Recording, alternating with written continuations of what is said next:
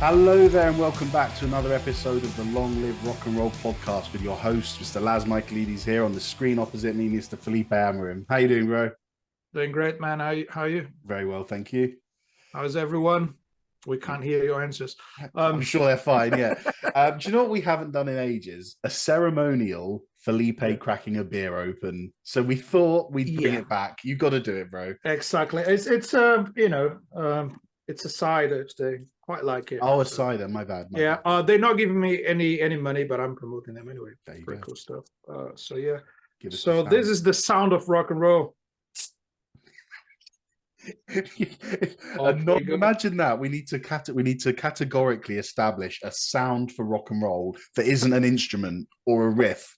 What would it be? A beer cracking? Most definitely. Yeah, well, welcome back to the show, guys. You might be wondering, maybe the title of the episode's giving it away. Maybe you've already read the description of our show, but you might be wondering, if you're watching us, what the visuals behind myself and Felipe this week are. And what we're doing is we're doing a show that we're calling, the title of this episode is Must the Show Go On? And what we're going to be doing is discussing virtual shows and holograms in music, which has been a big kind of talking point in recent months. You know, last year, Kiss announced that they were going to live on eternally in their music by creating avatars of themselves that they would then parade and tour around the country and the world so that their fans could still enjoy live Kiss shows. But without them, as older men now, without them having to actually do all the legwork of touring anyways. And myself and Felipe chatted about this, and we thought this is just so interesting. We have to do an episode on it. So that is the premise of today's show. So I suppose let's get into it. Do you have anything? Yeah, can we start from that? Let's Kiss? do it. Yeah, that's a great point. Absolutely. I find it interesting. Well, you said interesting, and that's the right word for it, because I can't really... Give me 2 seconds just to tell everyone that what we've done is in the show notes today, in the show description, we've put a bunch of videos on YouTube that is going to reference what we're talking to. You got the Frank Zappa hologram, the Ronnie James Dio hologram, the Tupac hologram, ABBA's tiny documentary, Kiss's Avatar announcement, and Gorilla's live performance. So watch them before you crack on with this show so that you know what we're talking about. Felipe, please carry on, sir. Yeah, it's cool to watch those videos and give us an idea of how crazy is the world of technology, kind of half live gigs. It's not even live gigs anymore. Yes, so what we've got, and for those of you who are just listening, I've got Elvis Presley with an orchestra behind me. Elvis is on screen, the orchestra is real. So that's what right, is yeah. real anyway? And behind me, I've got the Kiss avatars, the brand new Kiss, the virtual Kiss. They look quite, I don't know. It's like a religious experience, isn't it? They fly, and it's like it's weird. Anyway, so Kiss, that was an interesting one because it kind of shocked me. So I'll tell you what I thought would happen with Kiss, and they have something that's so incredible. The fact that they've elevated the brand to a level that no band's got what they've got, which is like the masks are more famous than their own faces. Yeah, and the brand it went so beyond music because you can buy anything with Kiss on it. Like you can have their faces or the band logo in literally any product that you can possibly imagine. So they make much more money out of merchandise than live gigs, and that's amazing. I think that's an accomplishment, and it's super fun when you think about it. A band that is like, it's a video game, it's a T-shirt, is the mug, and all the merchandise you're normally used to, but the condoms, they got everything. So it's just insane, right? And you would think that they don't need, at this point in their careers, to do something that damages the brand, right?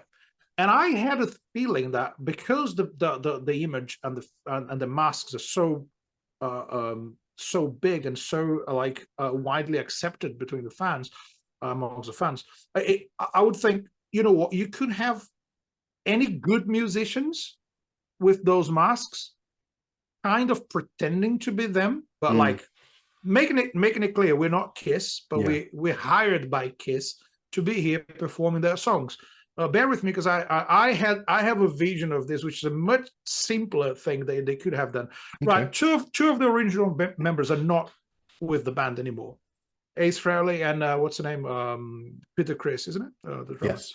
Yeah, they're not with the band. They haven't been in the band for years. They did a couple of appearances and stuff, but so I know they got Eric Singer on drums, which is one of the best session drummers out there, and he now has the mask, I think, or the face painting that used to belong to Peter Criss. So they're basically keeping the characters alive, using different musicians. But yeah, okay.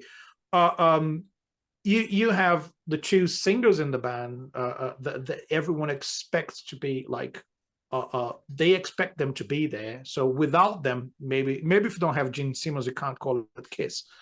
But as you already have half of the band replaced by other musicians, and everyone's okay with that, why don't you just replace the whole band, keep the show going with the same structure, the same visuals and everything, but add something to the name. So this is not Kiss. Just call it Kiss Legacy. You know what I mean? Like that's a great point. This is sponsored by Kiss. It's organized by the original members. They could do a couple of appearances once per tour, whatever, and that's like a tribute band with all the structure and the crew and everything the original band had, and they're good enough to perform those songs live. So I would go to that gig, but add something to the name. Be clever, like Kiss Immortal, Kiss Legacy, Kiss whatever. Don't just call it the band as the original band, and then no one can say anything about it. So I don't want to go, whatever. Now what they're doing is they're replacing the musicians for, it's like avatars, and if what they showed at the end of the gig is what people are going to have, I'll be honest, it's just crap, because there's no live music in it. They've been replaced by an image on screen. And are they just going to play the records? Is that it? Are you going to have like the album, the original versions of the songs playing and the show on the screen? It's very odd, go to isn't that? It? I definitely wouldn't go to that. No, I said, funnily enough, when I was doing obviously the research for the episode, I was looking through all the ones that we're going to talk about today, and the Kiss one I actually felt was the biggest letdown, because when I watched the announcement trailer, again, all the links are down in the show notes, it felt like a video game. And I thought, the characters were very video gamey. We're going to talk about how these other artists did this, because some of them had a fantastic method of doing them, but we'll get into that later. Kiss's new experience, this avatar thing, it feels too virtual. Sometimes it feels like you should rein in the technology when it doesn't suit the purpose. And if the purpose is to go and see Kiss, I'm thinking, you're not seeing Kiss, are you? You're seeing a screen with people on them. And like you said, I'm waiting to hear what they're going to do with the music, because it feels very, very cheap. And yeah, what am I trying to say? It feels very cheap and unauthentic if you're just going to put some visuals on a screen and have the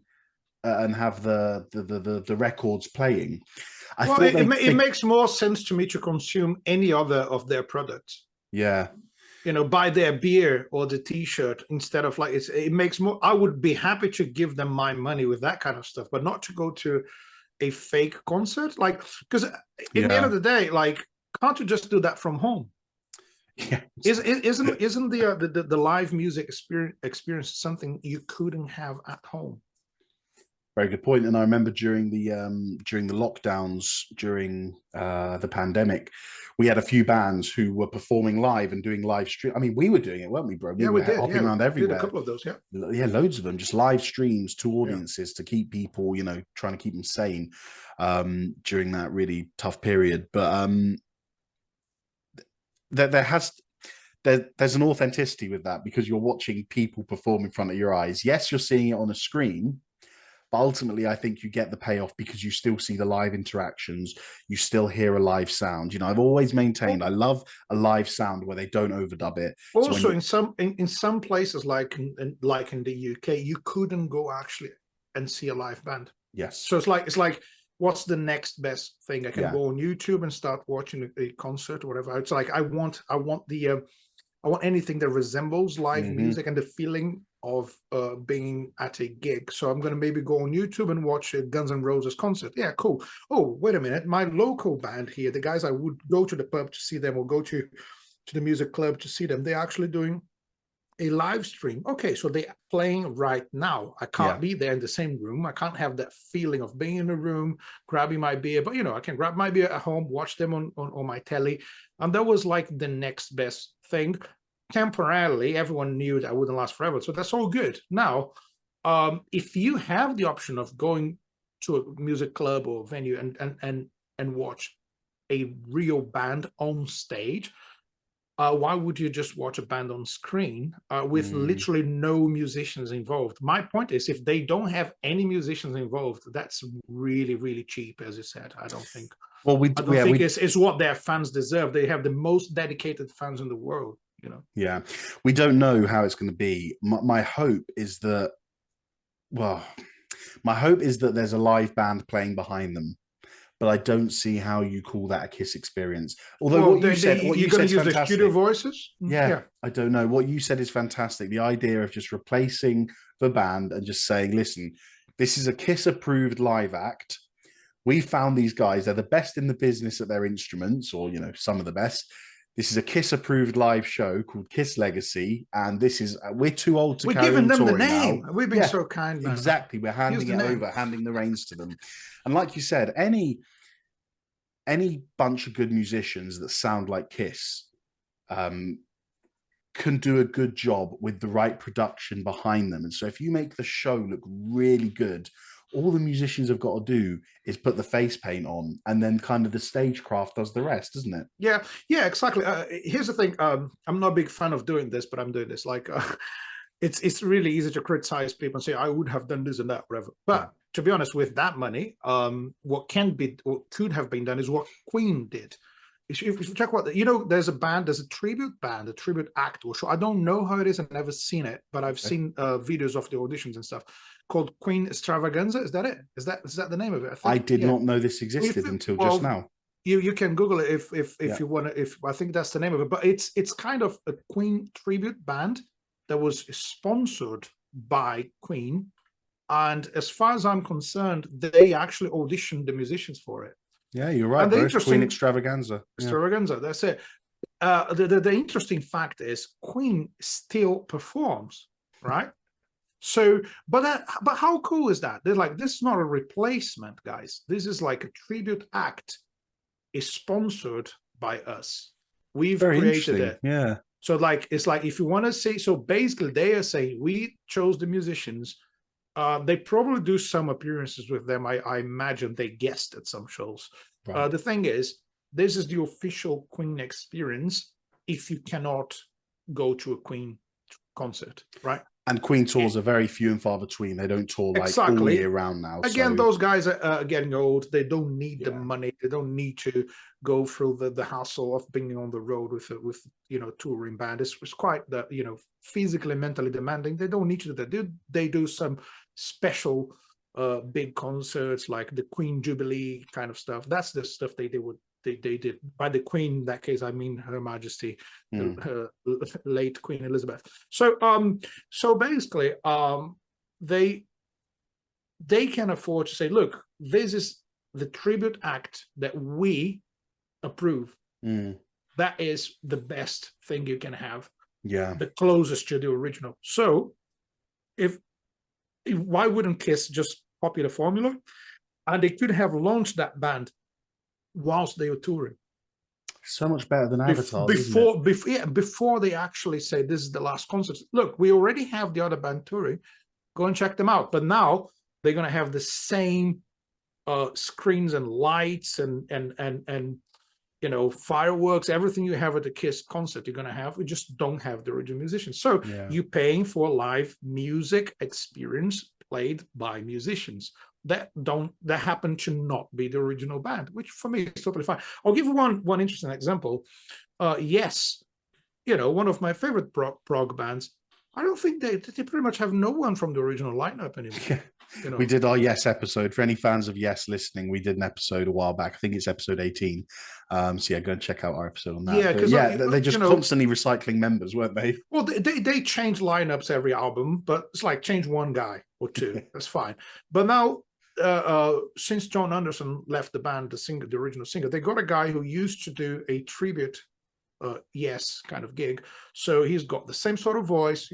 He's a fan. He's a great singer. I don't know his name. Sorry for not doing my research on that. But it's I've watched a couple of videos. It's a great band. Unfortunately, Chris Squire is dead, so there's no way you can have all the original musicians. And Steve Howe is in the band, but he joined the band on the second album, so he's not an original member. Yeah.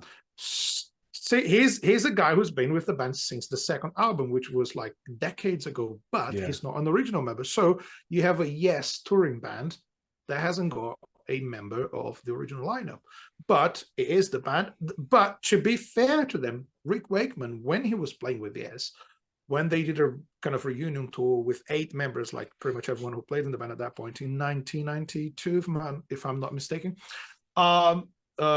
he said he wanted to see the band. He wanted the band to exist even after he died, and it's like, I want this band to be like an orchestra, right? If you say the Boston Philharmonic or whatever, well, they don't have any musicians from the original lineup. Obviously, they're not performing their own songs. We understand that. A rock band, they write the songs and they perform the songs live. But my point is, I believe if the lineup is changing, gradually, and those guys are now responsible for the legacy of that band, but that's been passed on to them by an original member or by someone who replaced the original member, then yes, it feels like an orchestra. They carry on with the work of an original ensemble that is not there anymore, and I think that's totally fine. But what's the main point? What is the main point for you? What would make you say that this is a rock concert? What is that for you? Oh, do you know what, man? I didn't even ask you to give me such a fantastic segue into the next band, but you've just done it. So thank you for that. Let's talk ABBA, because ABBA have done the same thing essentially, but completely differently. So here's what we know about the ABBA Voyage. Again, go and check out the video before this section. ABBA performed their live show every day for 5 weeks in a row, and they captured it on 160 cameras. They did mocap, which means motion capture. So they dressed it up. If you've seen the video, they dressed all up in their suits with the little marbles on it to capture their movements.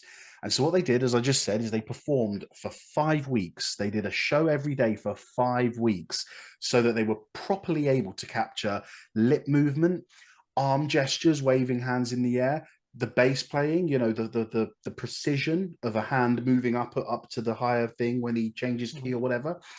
This, to me, is how to do it properly. Yeah. Listen to this quote. So Ludwig Anderson, who was the producer of the show, said, "This is not a version of ABBA. This is ABBA." And I'm struggling to disagree, because although you're not seeing them physically in front of you on the stage, you are seeing literally the next best thing. Yeah. Weeks of performances captured and animated around them. And if you've seen the video, guys, you see the faces are fantastic. They look so good. And because ABBA are a throwback band, we need to sort of just understand that. Although they've got a new album out, or it was new a year or two ago, they're a throwback band. We all think of them in the 70s and 80s with the Eurovision and all that stuff, don't we? So that's why that they've put the faces of them back then on. Because when people think about ABBA, you think about Dancing Queen, you think about Money, Money, Money, you think about all those hits whilst they were there. I think they've actually done this incredibly well, because there is a certain element of, I don't know what to say. There is a certain element of it not feeling right. Imagine you go and see ABBA and they're all in front of you and they're really old. Their voices are probably a bit shot. and I know that this is what a gig is. And if you love a band, you support them until they're gone, you stick with it. But ABBA are different. I just feel they're different because we all, as I said, we all know them as a throwback band to the 70s. And I think they've done a fantastic job. And I think they've made the right decision in doing what they've done and sort of Yeah, doing motion capture and then keeping their older faces. What do you think? and also, yeah, I think it was great actually. I was talking to a friend of mine, Frank Cook, he basically has a workshop here in Denmark Street, and is fixing amps for all the big acts in London, and he does some work for the band, fixing the amps for the band that plays the ABBA concert, and so that's the point. There is a band, so there are musicians playing, and ABBA, they are the faces and the voices, but they had musicians as a backing band when they were touring. So that's the thing with pop music. It's not like you expect your rock band, your favorite band, to be like capable of delivering the gig without any help. Sometimes fans are like, although we have Pink Floyd and other bands that played with like loads of added musicians in the band, but ABBA is a show where you have the main musicians or singers, songwriters, and you have a backing band providing that sound. And now that's what's going on. You have the avatars of ABBA, but actually, as I said, they recorded them doing all of those live performances. Motion capture. Exactly. And you have a band like they used to have when they were touring, playing live, which is the same sort of experience you have in the Broadway musical shows in New York or the West End shows in London. So you have a band or an orchestra, band and orchestra, and you have the theater show happening in front of you. But in that case, you don't have the actors, you just have the avatars. I think it's fine. There's something that makes it easier for them as well. As I said, people want to see their younger faces. People want to see a kind of they wanted a trip back to the past. They don't want to see current ABBA. They want to see that thing, and it's pop music.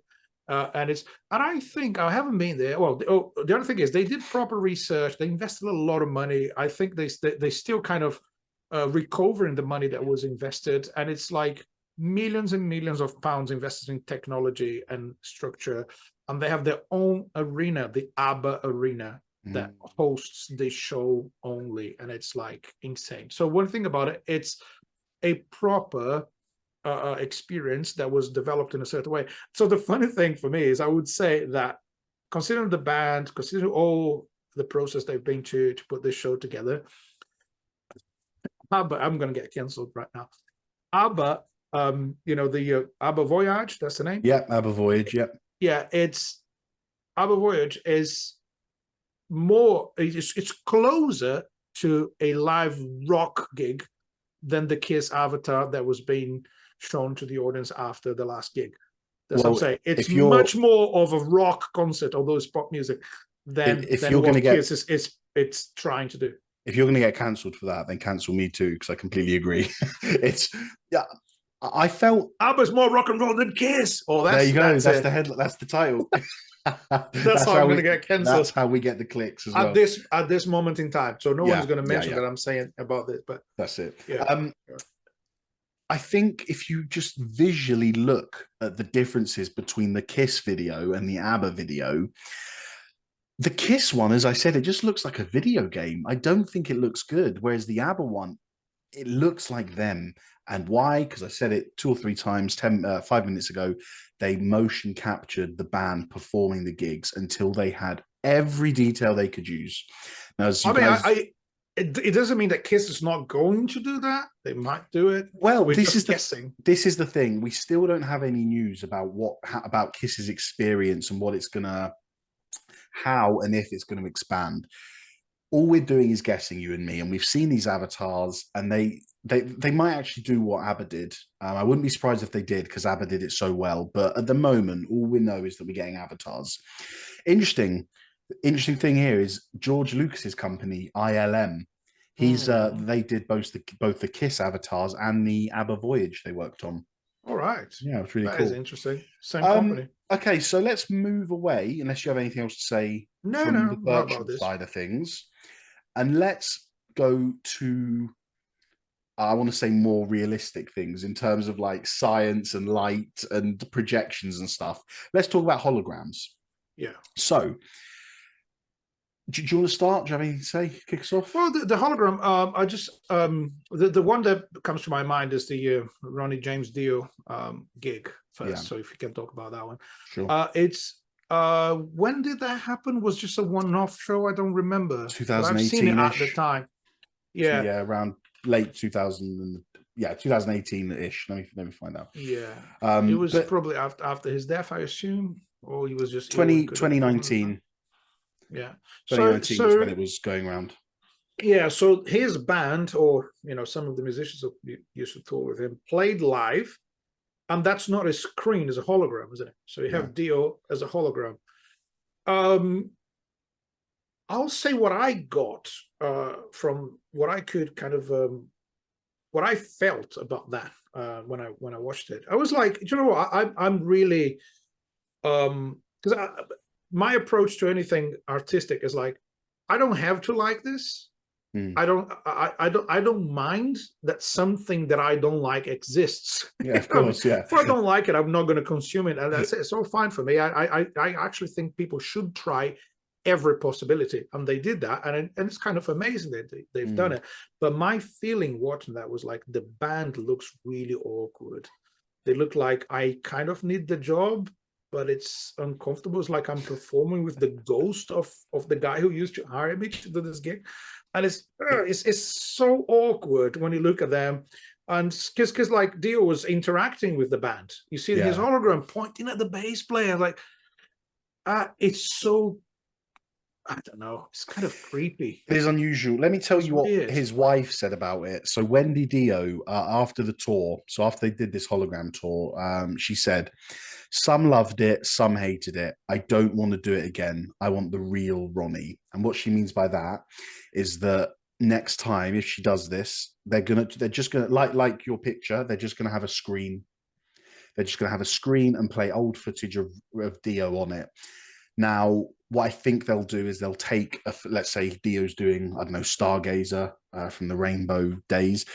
They'll find a footage of him singing that with Rainbow, and then they'll make sure that what they'll do is they'll do it so that the band are playing in time with that gig, if that makes sense.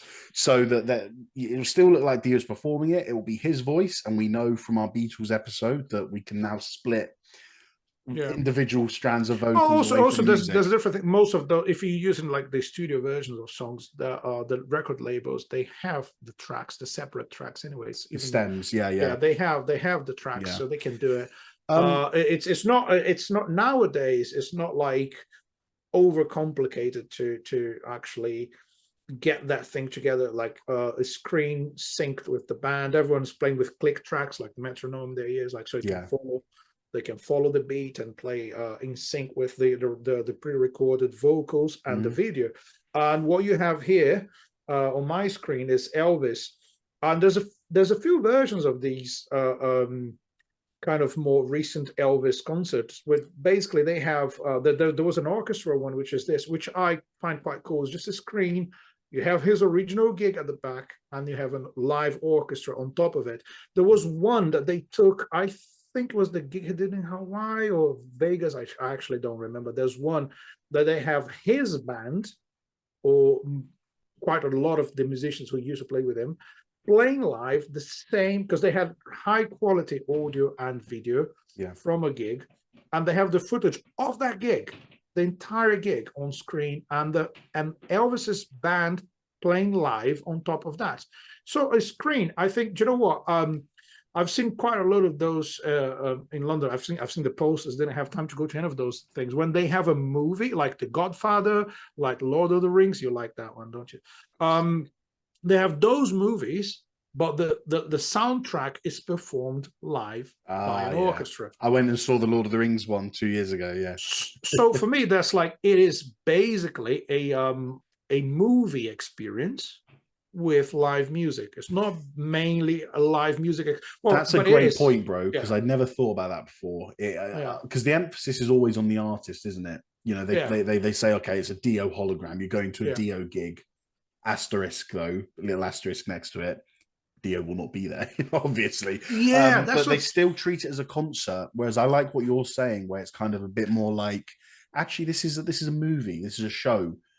You're gonna go and watch, but there's gonna be a little caveat, and that's there's live music. So that's a really interesting. Yeah, way of it's like it. like, all right. Would you like to see a whole Elvis concert on a big screen? Well, it's kind of cool, but yeah, we're gonna have a live band, his band. Yeah, cool. Makes now, when you put the hologram, I think they did an Elvis with hologram as well. When you have the hologram, for me, do you know what my point is? It looks like a ghost. Yeah. What's bizarre about it? Because it's not 2D like a screen. A screen, it's not the real deal. It's something that has been recorded. Yeah. A hologram is trying really hard to fake the presence of that person, and it moves and it walks around on stage as a real person, but it's not.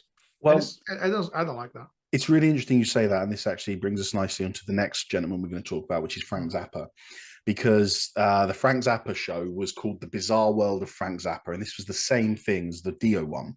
But Frank Zappa always had big bands. He'd have anywhere between sort of 5 and 20 people in his band because his music was so intricate, some really long pieces, it needed all the instruments.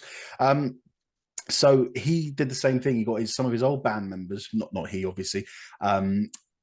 They got some of the old band members and they got them to play with a hologram of Zappa in the middle. And the part of me that was really excited about that when they announced this was that Zappa died 4 years before I was born. And I slowly and gradually really got into Frank Zappa and his music. And I would have given anything to be able to see him perform live. And I think I remember when this news came out, I said, this might be my chance. And then the more I thought about it and the more that I went, you know how much Zappa I listened to, the more I went and listened to albums and especially live albums, because Zappa and the Zappa estate have released loads of live music. You start to notice certain things about the character of this man, like each show that he did on specific tours, that him and the band would just pick a stupid random word, and that random word would become the joke of the day. So instead of, let's say the word was anything, bottle, okay? That night, wherever the band could fit the word bottle into a lyric, they would. So he's got a song called Bobby Brown. And instead of one night, he'd go, hey there, people, I'm Bobby Brown. Live, it would be, hey there, people, I'm Bottle Brown. Yeah, it's stupid, but Frank Zappa said, I just like keeping things fresh and exciting when I'm on stage. We do world tours that last months and months. We've got to keep it fresh. You're not going to get that, are you? You're not going to get that with a hologram experience. Well, you're not going to get that authenticity. And just one other thing to add. He was great at improvising with his guitar. That's exactly what I was going to say. How are you going to do that? I've got my notes here. The real Frank Zappa has said, and I suppose he's proven, that he would never play the same solo twice. Yet, night after night, 10, 12 nights in a row, you're seeing the same Zappa as a hologram. Moving in the same way. Moving the same way, playing the same solo. Well, it will be. It will just be a cut and paste. Yeah. And then this is where I ask myself, with everything I've just said, would I attend that concert? Because on one hand, I get to experience with his 10 musicians that toured with him in the 80s on stage in front of me. I get to experience what it might have been like seeing all these people on stage playing these intricate Zappa songs. Then on the other side, I know 100% I was watching a hologram. Not only obviously because it's been advertised to me, but that's just they've just done the solo from the album there. Zappa wouldn't have done that. Didn't his son do like a tribute act or something? Yeah, so I've seen them a few times. He's called the son's called Dweezil Zappa. Mm-hmm. And his band player as well, isn't it? He's brilliant, yeah. And the band's called Zappa Plays Zappa because Dweezil Zappa plays Frank Zappa. So isn't that, again, as I said, like Queen Extravaganza? Isn't that a clever use of the brand? You have a Zappa, not the Zappa, but you have a Zappa on stage playing Zappa. That's a great point. I forgot about that. You use the brand in a clever way. My point is, so you've been to that gig, you say? I've seen Zappa play Zappa a few times, So were you disappointed that Zappa wasn't there? Not at No, all. because you knew No. he wasn't, and no one is trying to fake him on stage. And No one funny is you trying say to that, pretend to be him. they put a screen down. So every of the few All songs right. that Zappa would sing in, just like behind you in your Yeah, picture, Zappa was on the screen. but not with his voice. Yes, once or twice. Oh, So really? Okay. see, Zappa, that they actually hired a I'm guy. disappointed now. No. I'm All saying right. that they hired a guy who sounds Okay. like Frank Zappa. Okay. And he sang, let's say, I don't know, 90% of the songs he sang. But when Yeah. it was a crowd favorite or one that had a funny vocal thing that only Zappa could do or that Zappa came up with, they'd get him on the screen. And then just for one song, he'd kind of sing like that. And it would just I be get it. Zappa's vocals from the screen, the rest of the band underneath. But then, like I said, the other 15, 20 songs of the set would be a guy who sounded like Zappa in the band singing. Makes sense. Yeah. Yeah. So basically, right. In that case, you have his band, and they're Yeah. not feeling awkward about the hologram on stage with them. Are you talking about Zappa plays Zappa, or Yeah, are I'm we on the saying, Frank the yeah, hologram Zappa now? plays Zappa. So Zappa I'm plays saying it's Zappa, like yeah. they're not feeling awkward because like this is just a gig as Yeah. they played before, and you can actually do that as a tribute to the artists he worked with, Yeah. for those musicians. Like, okay, we're here, we're performing his music, we've done this a million times, and it's super cool. Yeah. He's here with us, but it's a live band. Everyone is playing live, and I think that's what I insist. Like, when I was younger, I used to think this kind of weird that people go to DJ concerts. It's like, no, I mean, like when you go to a venue, there's a DJ, there's something. But when people go and see a Yeah, like a, yeah. what those guys are? You could call it like a rave. Or Yeah, but tell a couple of the famous ones. Fat Boy Slim's that their name? Oh yeah, yes, I see what you mean. Yeah, Yeah. Fatboy Slim, bands like Oh, the you had Prodigy. what's the other ones? I'm like, I have no knowledge about that kind of stuff. Yeah. So that's what I'm saying. Wait, before I get cancelled, I need to say I was wrong with the Prodigy. I've seen the Prodigy live, and they are a band. They're not just a DJ. So, all right, okay, cancel me. Yeah, Carry on, please. Yeah, so you have people would literally pay a lot of money on a ticket to see a guy with a laptop Pressing buttons, yeah. pressing play, and what else does it do? Wait, okay, they do some effects and stuff. Is your opinion still the same? My point is, I don't find it exciting enough to go there and see, but here's what justifies that. Those guys didn't record with bands most of the time. They're not musicians, they're DJs. Mm-hmm. So what they do is like, this is what I did at home or at the studio. It's me on a laptop programming loops and creating beats and songs. So people are paying to see that person on stage doing what they originally did. It makes sense. Yeah, do you understand right. that? It's like, it's not something that I find exciting because I like musicians playing instruments. That's what I like. But it make sense. That's what that guy originally did. Like when you go and see Paul McCartney and he's playing Hey Jude on the piano, he probably wrote that song on the piano. That's like the original experience. He was there at his home playing the piano. Oh, came up with a melody, played the song, and now he's live on stage with the band doing that. A DJ is not in a garage with his bandmates strumming their guitars. He's on his computer writing music. That's how. So it makes sense for them to do that on stage because they basically, you're paying to see the person you like. Like, I like this guy's music. I want to see him live. And the other thing about DJs, that's the experience. The other thing about DJs is that when it's just one of them, they've got control over the entirety of the song. And that's what I commend on that, because I was like you, 3, 4, 5 years ago, I would have been this. I was just like, why are people paying to go and see someone on a laptop, But then very soon, I don't actually listen to this music at all, but I've seen some clips, and there's jokes in TV shows like Peep Show when they're talking about DJ. You've seen Peep Show, isn't it? Where he's like, yeah, I love it. What's the DJ doing? He's bringing it up, he's bringing it down. When they're really drunk in the club. But the control that DJs have over it, they have the audience in the palm of their hands. Yeah. Because you can let a beat sit there, and right in front of you are all the audience, and you can see how much they're jumping about and dancing or whatever, or they might be a bit timid. You can then adapt the music completely to change the audience. If you Man, think the audience are getting a bit bored of a beat, you bring in another layer, you bring in some extra snare or whatever, and then you bring it up and up and up, and then you hit the drop. Like, drop the bass, boom, boom, boom, and then you can see the audience jumping in front of you.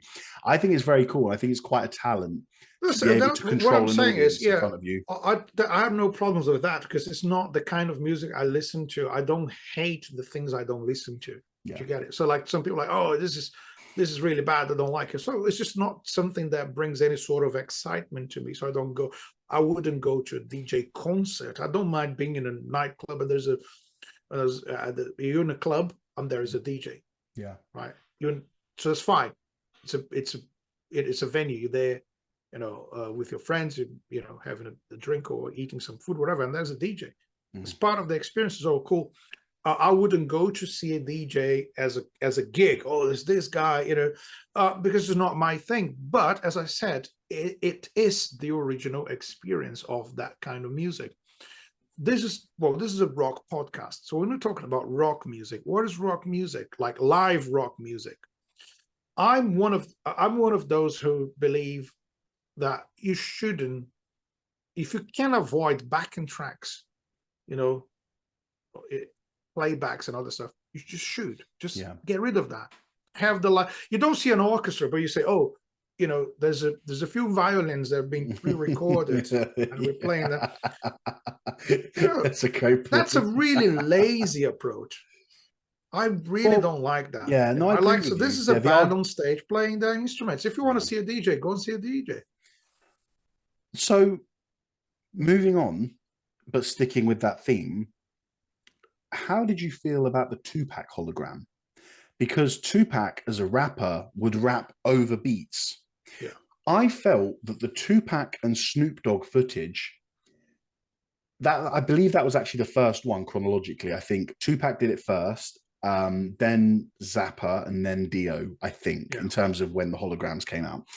But the Tupac one, I found that to be the most immersive one because, as you mentioned, there's an interaction with the person, isn't it? You're right, but in terms of the band, as you said with Dio, you've got Dio pointing at that band member and the band member's pretending to see Dio, and it looked a bit awkward. But with Tupac, there obviously isn't a band because he will rap over beats and samples and electronic stuff or whatever. I just felt a bit more immersed in it. What did you think of that one? I have a question before I answer to this, because was that a full concert or just like it was an award show, right? If I'm not mistaken. Oh no, it was a festival, Coachella 2012. But he was there for the whole gig. It was his or his. Well, do you know what? It was a Snoop Dogg and Tupac perform with Dr. Dre, Eminem, 50 Cent, all these rappers. So all these guys were there doing a full gig, and they had this as kind of a tribute to their friend. Yeah, I'm trying to figure out if it was a Tupac show. Was the case. Yeah. I don't know if it was a Tupac show with friends or if it was a general rap concert. But yeah, tell me your opinion. I'll do a little bit of research while you're talking. What did you think of that one?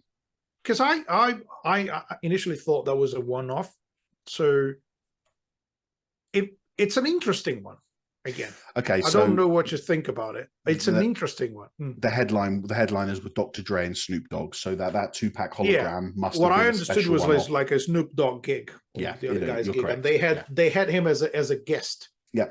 Or what I would say is like, okay, here's us using top technology to pay a tribute to one of our friends that everyone loves, and the guy's not there. I think that's cool. It is different, isn't it? It's a different dynamic when you bring the hologram in for one show and say, or for one song, and say, like you just said, this is our friend, no longer with us. When you build a whole gig on it, just feels like it falls a little bit flat, don't you think? It does. It's just, I don't know. All right. It sounds a bit old school, but when you go to like McDonald's and you go on the screen and you pick your orders, and then you get a number, and the person there just hands it to you, and that's it. And then you go to a coffee shop in a small town, and and then you talk to the lady behind the counter, and you ask a question about how's your day, kind of stuff, and then someone does a joke. You've seen that person before, and they give you your And you watch your coffee be made behind him or her. exactly. Yeah. It's like everything has its place. If I'm in a hurry, I'll go to McD's, and I'm fine with that. But I'm a big fan of real human experiences. Yeah. And I believe like electronic music, DJ music, and all this stuff originally lacks that human element, but it's not. I'm not saying this is a bad thing. It's just is digital by nature. Whilst a rock concert for me is that thing. It's like you want to see real people on stage playing music. And if one of them is a hologram and the others are people, I don't know. Would you feel comfortable as a musician if you're on stage performing and there's like a robot or hologram by your side? It's like, yeah, but I think it just goes back to what you were saying about it's like playing a theatre show. Well, actually, no, it isn't, because you're right. The theatre show that has actual actors on it. It's odd. It is very odd. I couldn't envision doing it for too long. The thing is, how did the audience react to this? I wonder. I mean, how successful are those shows? If the none of them have carried on. Put it that way. The Zappa ones hasn't carried on. When Wendy Dio ended the Dio one, she said she didn't like it. The Tupac thing seems like a one-off. ABBA Voyage, I think that's probably one that will come back around. But again, we're talking about how the ABBA one is it's endless. It's going to be there to the end of time. Okay, because there's a thing. As someone who lives in London, I got to say this: if you have two people and a sound system in a public place in London, some ABBA song is going to come out of it. It's a phenomenon. Like it's a thing that happens. Doing it like the other day was in Soho Square, like it's chilling, have a break between a lesson and another. It's like I'm going to just grab a coffee, sit on a bench, and just enjoy the day, look at the sky, and then some random dude comes with this big sound system with lights and stuff and starts playing Dancing Queen, and out of the blue, everyone in the square is like everyone is there dancing and singing along. It's like it's something, it's so the ABBA concert, the hologram ABBA thing at the forever. ABBA arena, that's gonna last until the end of times. Man. Like the earth is gonna end, like the world's gonna end, and that. But the ABBA stadium will still be there. Yeah, that thing, the ABBA arena will be there, and they're gonna be performing to no one. But that's if London can't exist without ABBA. That's they are connected somehow. But anyway, having said that, sorry, go on. No, I think it's again, there's a lot of planning into that, and that's why it will survive. And also, it's not rock music. So I think rock fans, we let's say like us, like rock fans, we're famous for being quite demanding, aren't we? We want the real deal. Yeah. Anyway. What I was going to go on to next was kind of linked to Tupac, because obviously they had the Snoop, he had the Snoop Dogg and Dr. Dre with Tupac, the hologram coming on. Yeah. Now, this takes me to one of my favorite bands, actually, a band called Gorillaz. Yes. It's almost like it's gone the other way around, isn't it? Because nowadays, if you go and see Gorillaz, you know who you're seeing. But before, people did not know that the singer of Blur made his own band with an animating artist and produced 4 unusual characters who released this music. Now, I was very young. It does sound a lot like Blur, though, in my opinion, his voice. His voice, definitely. But I don't know what happened when it came out. As in, I was 10 years old when Demon Days came out. I'm old enough to remember that. And so tell me the reaction. Did people know immediately it was Damon Albarn? I think some people guessed. I've heard some of my friends say, "Oh, it's him," and I can recognize the voice. Because if you're a big fan, you kind of recognize the way the guy sings, even if you add shitloads of effects. But I didn't know. I'm not a Blur fan, so I wasn't familiar with that. Yeah. And the regular kind of music fan, people who were watching MTV at the time, you want to see what's coming up. And there's this band, and someone said, "Oh, this is a real band, but they have these avatars." I think that was quite the thing for that time. It was impressive, Mm. and it's interesting, and the music is a mix between rock music and electronic, Yeah. so it is Yeah. kind of cool. And they kept the secret for a while until they revealed these are the guys playing, and I think But I liked it. you know, a funny thing, Paul Simonon from The Clash plays bass for Gorillaz. Oh, right. Really Oh, is cool. that it? Okay. But I didn't if you know. look at the video that I put, the Clint Eastwood live at the Brits, Yeah. that's really cool because you've got the virtual band on the screen, and then you've And the got the real two band. guest rappers coming out. Yeah. There's another show. It's called Demon Days Live in Manchester, I think, and they play the album in full. The band are on the stage, but for I don't know if it's the entire show or not, they're silhouettes. So they're just shadows. So you can see Damon Albarn sitting at the piano and the keyboard playing the songs, and you know it's him, obviously, but you never see the light on him because they just make it a shadow for the whole gig, and the rest of the musicians as well. And I think that's really cool because for me, that is the perfect blend of all of this stuff we've been talking about. You've got the original band members, the original songwriters on stage playing the music live, but silhouetted, blacked out, if you like, so that, you know, although we know who it is, we still think it's a virtual show. And on the screen behind them, you've got all the animations and the animated band playing the music, or, you know, appearing to play the music. I think it's great, and I really do love Gorillaz. They're one of my favorite bands, and Well, yeah, very good stuff. I think the fact that they, you know, they came up with those avatars, those characters, but I think there was a plan from the beginning to reveal who is behind it. Yeah, And you have to think eventually yeah, they would yeah, have. and also I think they never actually had the gig without the musicians playing, right? They never As had, far just as I like, know, yeah. yeah, they're always there behind the screen or somewhere playing the music. And also, they didn't. That's an important thing, a really relevant fact. They didn't exist as a band before.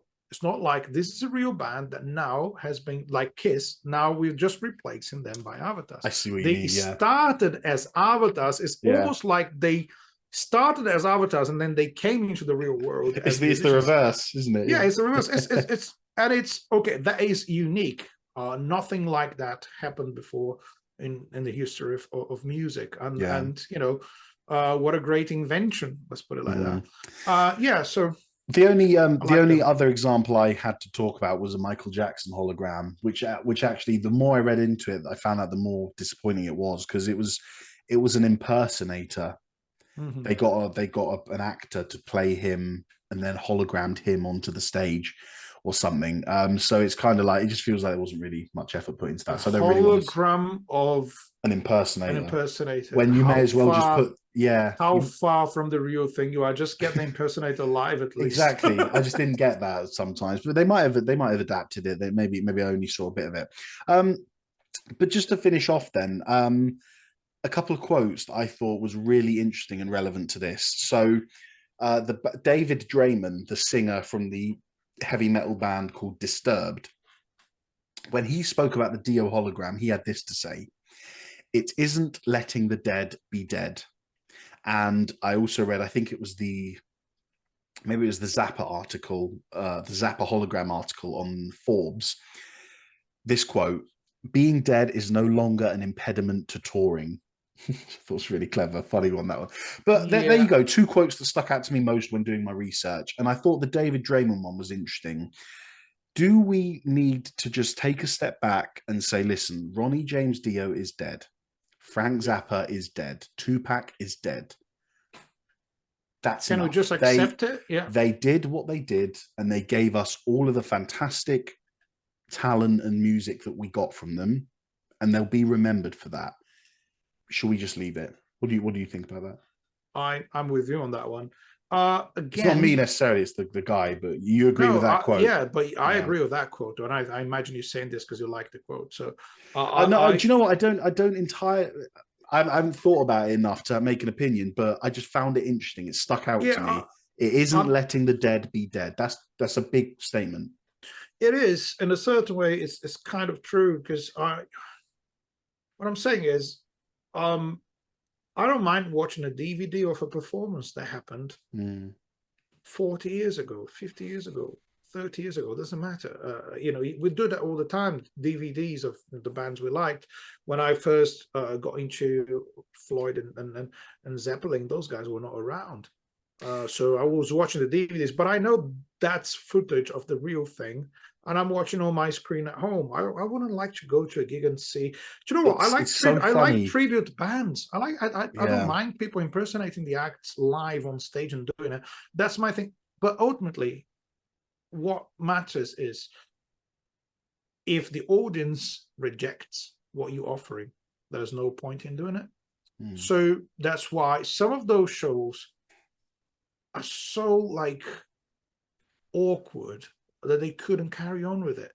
So in the end of the day, it's like, are there enough people out there really asking for more of this? Yeah. If that exists. Also, we approached like a million different versions of this kind of artificial and real performance mixed together in different ways. So there's lots of ways of doing it, and I think some of those ways are going to survive. I'll definitely go and see this, you know, Elvis, a video of Elvis and an orchestra playing live. I don't know if I would like to see a video game of Kiss on the screen unless they get their shit together and put a good show with musicians. I don't think I would go and see it. So that's my opinion anyway. So it's just an opinion. You really hit home to me when you said, and what you said is so obvious. Like, I don't know why I didn't think about it, but when you said we can watch DVDs of them, it then just immediately sprung a question in my mind. Well, why would I go? What last night my dad came round and we just chatted and hung out and watched had some dinner, and we watched do you remember the Led Zeppelin DVD you and me watched when we were on tour in Brazil? Do you remember that night we got really drunk at the party and just put Zeppelin on until I don't even remember. Oh yeah, maybe not. And we put that Zeppelin thing on and we were up until like 5 a.m, weren't we, just with Zeppelin on. It was amazing. And I just remember specifically the John Bonham fills at the end of Kashmir. I remember you and me, we were just there like, what the fuck is going on? But why would I go and watch? Zeppelin's a bad example because of there's no fake version of it. But why would I go and watch a hologram of John Bonham? Like, why would I do that when the three of them are alive? Yeah. But why would I do that when I can just put on a DVD and see how they all worked together? Let's use Zappa. Why would I go and see Zappa's musicians, who, to be fair to them and to be honest, aren't the most important thing? Why would I see them play Zappa's music with a pre-recorded footage of Zappa, them pretending they're interacting with Zappa, when I could just put on a DVD and see Zappa and his band interacting back in the 80s? Yeah. My opinion has actually changed through this episode, bro, in this last hour. Yeah. Because I was very much like, oh, do you know what? I'd consider that. I might go and pay money for it. And now I'm looking at it and I'm thinking, what would I go and see? Would I go and see Tupac? No. Would I go and see Gorillaz? 100%. Would I see Kiss? No. Dio? No. Jackson? No. Zappa? I'm on the fence because I love Zappa so much, but I think ultimately, if I was looking at 70 okay, but if you had the opportunity, if you had the choice to between Zappa Hologram Show and Zappa Play Zappa again, would you go to see Zappa Play Zappa again? I think I would go to that one instead of the hologram. That's really interesting. You know, and yes, I'd agree with you. I think I'd go Zappa Play Zappa. It's funny that you mentioned Zeppelin. Think about this, right? In 2007, they got together again and performed one gig. And I love to see Jason Bonham playing a full concert with them because they played, feel like short gigs with them, but not like a whole concert like that. And I think his performance is brilliant. It's beautiful. Some people might not like it. Oh, it's not his dad. Yeah, but this is a proud son paying a tribute to his dad with one of the greatest bands in the world. It was the most appropriate personnel fill-in ever, wasn't it? You can't think of a better musician for that job. Now, imagine it wasn't that. Imagine say we're not going to have Jason Bonham. We're going to have a hologram of John Bonham and his pre-recorded drum tracks. That would be awful. Yeah, it would. Just say. Yeah. And they didn't do that. They had a real musician playing music on stage, which is the kind of thing I want to go and see. You know, There you go. Again, and I think there's a lot of people who don't like some of those hologram stuff, and that's why they're not profitable. Maybe. Forget whether you like the music or not. Just yes or no. Would you go and see the Tupac hologram? If it was just him, like I wouldn't. If Okay. it's like a Snoop Dogg gig and then you have him as a guest, yeah, fun. Would you go and see Gorillaz? Sure. Would you go to the Kiss virtual show? No fucking way. Dio hologram? No fucking way. Zappa hologram? Nah. ABBA? Yeah. Yeah, I would. I knew that. Yeah, I'd go for ABBA as well. See, and I like brilliant. Zappa. Okay. Yeah. For the record, I must say that I like Zappa more than ABBA. When the camera is off, I might say something else. Okay, but for the record, I like Zappa more than ABBA, but I wouldn't like to see that show, don't I? Yeah. I think the cynic in me says that it's a money make machine, isn't it? It's it enables bands like Kiss to just put something out there to go and get a shitload of money. And you know, it's still going to cost, it's still going to be expensive. I don't imagine a ticket to this show is going to be 20 quid anymore. I think it will still be upwards of 50. Yeah. That's the cynic in me. But the positive sides, here's a few things I thought of.